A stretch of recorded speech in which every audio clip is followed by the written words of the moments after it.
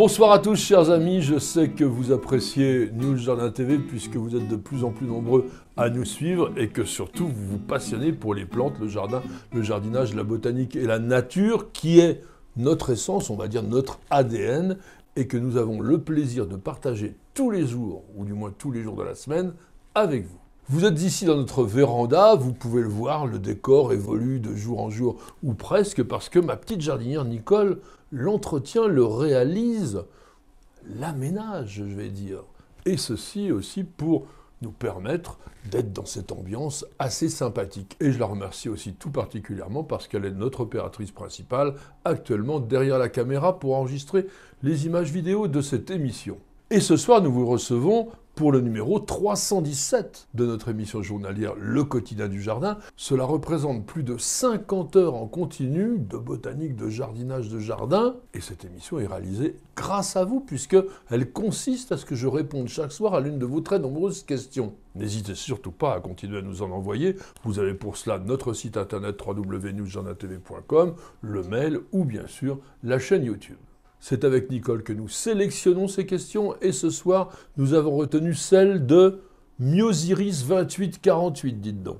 Elle nous dit, je pense que c'est une dame, « J'aimerais avoir une vidéo sur les Calathea, notamment la variété Crocata, car je trouve sa floraison magnifique, mais impossible pour moi de la faire fleurir d'une année sur l'autre. » Le genre Calathea, que l'on doit en 1818 au botaniste allemand Georg Friedrich Wilhelm Meyer, est dérivé du grec kalanthos, qui veut dire panier.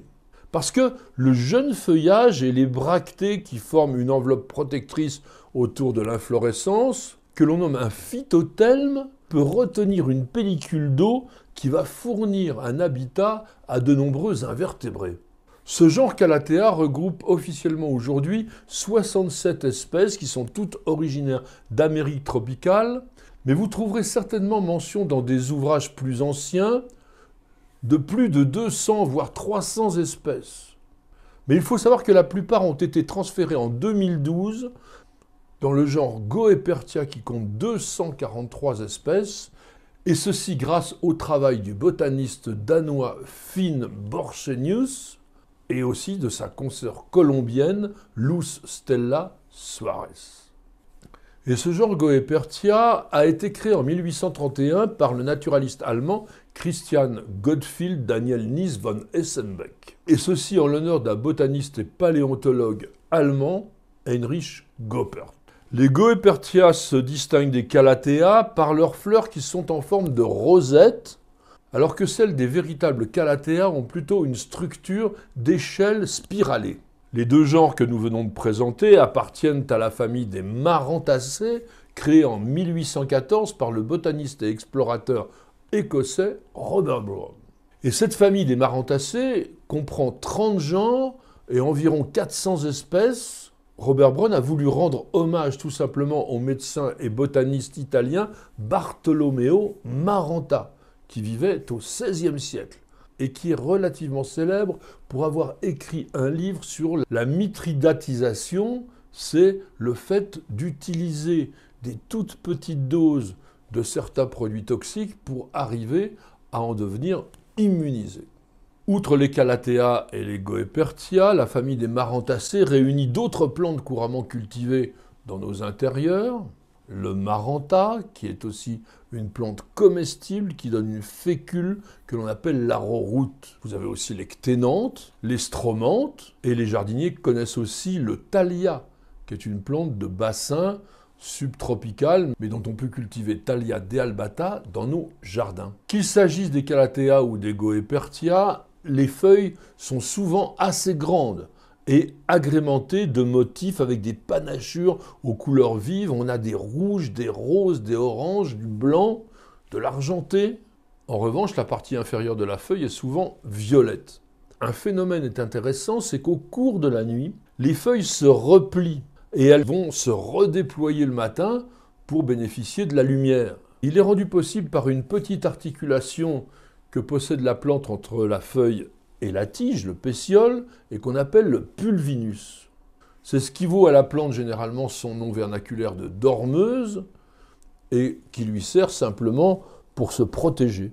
Les fleurs vont s'épanouir surtout en été. Attention, la floraison n'est pas très évidente chez les plantes qui sont cultivées en pot. Ces fleurs sont entourées de bractées plus ou moins décoratives selon les espèces et qui peuvent être jaunes, violettes ou blanches. Et elles ont une structure asymétrique avec 3 sépales et 3 pétales libres. Notre internaute a évoqué Calathea crocata, qui est une espèce aujourd'hui classée dans le genre Goepertia. C'est une plante brésilienne qui forme une touffe assez décorative d'environ 30 cm de haut. On appelle couramment cette plante la flamme éternelle en raison de ses fleurs qui durent très longtemps. Les feuilles de Goepertia crocata sont un petit peu plissées, vert foncé nuancé de pourpre avec des reflets métalliques et le revers a une teinte bronze rougeâtre. Les hampes florales sont droites, érigées et elles portent à leur extrémité des épis floraux constitués de véritables fleurs assez petites, tubulaires, rose-orangé avec des sépales rose-rouge.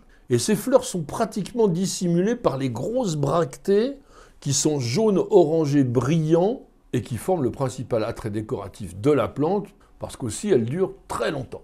Sachez que pour produire ces fleurs, Goepertia crocata a besoin d'une période de repos avec des nuits longues et des jours courts. Et après une longue période de bonne luminosité, en été, il suffit de recouvrir la plante d'un sac noir à partir de 18 h et jusqu'à 8 h du matin pour que la plante bénéficie ainsi de 10 heures de jour et de 14 heures de nuit, ce qui va lui permettre de fleurir.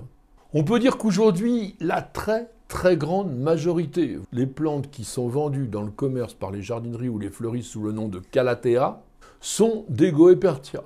Elles ont donné aussi un grand nombre de cultivars particulièrement intéressants. Alors je vous cite quelques espèces rapidement. Goepertia insignis, qu'on appelle aussi Calathea lancifolia, plante brésilienne avec des feuilles dressées, et le limbe est linéaire à lancéolé très étroit avec les bords ondulés. La feuille peut atteindre 45 cm de long. Le dessus des feuilles est vert pâle, taché de vert plus foncé entre les nervures. Quant au dessous, il est rouge pourpre foncé. Goepertia makoyana, c'est la plante pan qui a des feuilles dressées avec un limbe ovale de 20 à 30 cm de long porté par des pétioles d'environ 15 cm de longueur. Ces feuilles sont vert pâle dessus avec des taches oblongues et de fines lignes vert foncé le long des nervures latérales. Très joli. Le revers est teinté de pourpre et c'est une plante qui vient de l'est du Brésil. Goepertia orbifolia est une grande plante, elle peut dépasser 80 cm de haut, elle forme une touffe de feuilles ovales d'environ 30 cm de diamètre, vert clair et striée de rayures vert foncé et argent.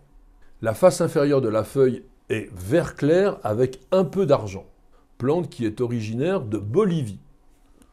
Goepertia roseopicta a des feuilles au limbe arrondi de 15 à 20 cm de long portées par un pétiole de 5 à 10 cm, la plante est plus petite. La face supérieure des feuilles est vert foncé avec une nervure centrale rose et des panachures rose ou crème entre les nervures. Face inférieure de la feuille rouge, une plante qui habite au nord-ouest du Brésil.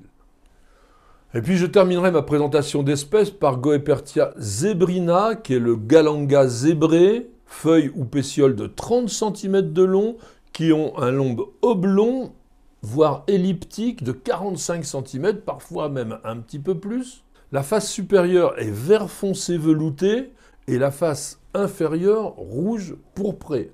Et surtout, on observe des bandes latérales jaune-vert qui marquent la nervure centrale et les bords de la feuille. Plante du sud-est du Brésil.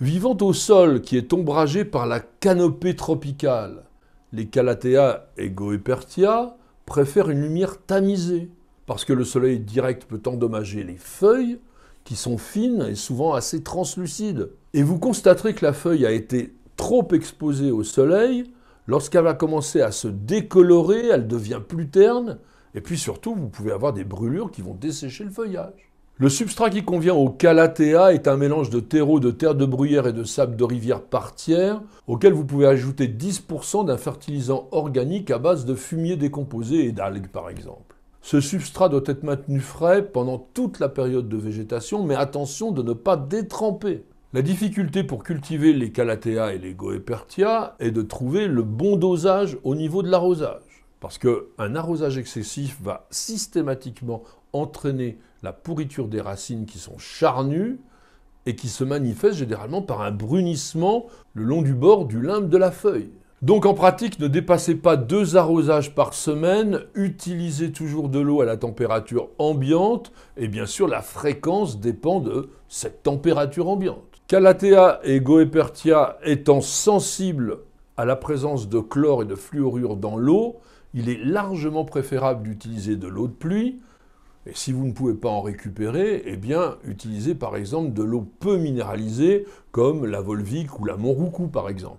Côté fertilisation, un apport d'engrais liquide une fois par mois, entre mars et juin, puis après en septembre et octobre, sera suffisant. Du fait de leur origine géographique, les Calathea et Goepertia ont besoin d'une humidité ambiante, d'une hygrométrie importante. Si vous les placez dans la salle de bain ou dans la cuisine, à condition qu'il y ait suffisamment de lumière, ils se plairont parfaitement. Et puis, n'oubliez surtout pas de brumiser, vaporiser régulièrement le feuillage pour justement créer cette hygrométrie dont les plantes ont besoin. Et puis, dernier petit conseil important, l'hivernage se fera à 15 degrés minimum, donc une pièce d'appartement normale convient très bien, et surtout, évitez les courants d'air froid. Merci à tous et à chacun de nous avoir suivis. J'espère que cette évocation d'une plante d'intérieur qui est très à la mode aujourd'hui et dont il y a beaucoup de cultivars particulièrement intéressants vous aura plu, vous aura donné envie de les accueillir chez vous, pourquoi pas. En tous les cas, merci d'avoir posé la question, merci de continuer à en poser parce que c'est grâce à vous et un petit peu à mes réponses bien sûr que de jour en jour, nous réalisons ensemble une véritable encyclopédie des plantes et du jardin en vidéo. Madame, monsieur, je vous souhaite de passer une excellente soirée et je vous donne rendez-vous dès demain pour de nouvelles aventures jardinières et bien sûr pour un nouveau numéro de notre émission journalière Le Quotidien du Jardin. C'est sur News Jardin TV et nulle part ailleurs.